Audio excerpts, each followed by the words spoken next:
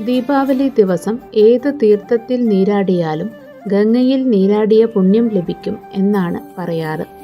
അന്ന് മാത്രമല്ല, എപ്പോൾ നീരാടിയാലും പുണ്യം പ്രദാനം ചെയ്യുന്നവയെ പുണ്യതീർത്ഥങ്ങൾ എന്ന് പറയാറുണ്ട്. അതിൽ വളരെ ശ്രേഷ്ഠമായതാണ് രാമേശ്വര തീർത്ഥം. ഒന്നിലധികം പല തീർത്ഥഘട്ടങ്ങൾ രാമേശ്വരത്തുണ്ട്. അവയിൽ ഏറ്റവും പ്രത്യേകതയുള്ളതാണ് അഗ്നിതീർത്ഥഘട്ടം. ശ്രീരാമൻ ഈ തീർത്ഥത്തിൽ നീരാടിയിട്ടാണ് രാമേശ്വരത്ത് ശിവലിംഗ പ്രതിഷ്ഠ നടത്തി പൂജിച്ചു പ്രാർത്ഥിച്ചത് എന്നാണ് ഐതിഹ്യം.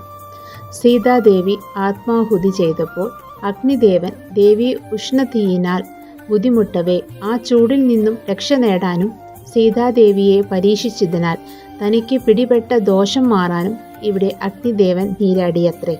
അതുകൊണ്ട് കടലിലെ ഈ തീർത്ഥക്കടവ് അഗ്നിതീർത്ഥഘട്ടം എന്ന പേരിൽ അറിയപ്പെടുന്നു. രാമേശ്വരം ക്ഷേത്രത്തിന് എതിരെയുള്ള ബംഗാൾ ഉൾക്കടലായ അഗ്നിതീർത്ഥം എല്ലാ കാലത്തും നേരിയ ചൂടോടുകൂടി കാണപ്പെടുന്നുവെന്നത് സവിശേഷതയാണ്.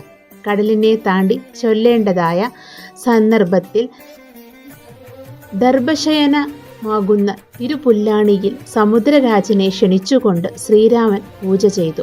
എന്നാൽ സമുദ്രരാജൻ വരാതിരുന്നതിനാൽ ശ്രീരാമൻ കോപാകുലനായി. സമുദ്രരാജന് നേരെ അഗ്നിബാണം കടലിൽ വീണ സ്ഥലമാണിത് എന്ന് പുരാണങ്ങളിൽ പറയുന്നു. ഈ തീർത്ഥത്തിൽ നീരാടിയാൽ ഗംഗയിൽ നീരാടിയ ഫലം കിട്ടുന്നു.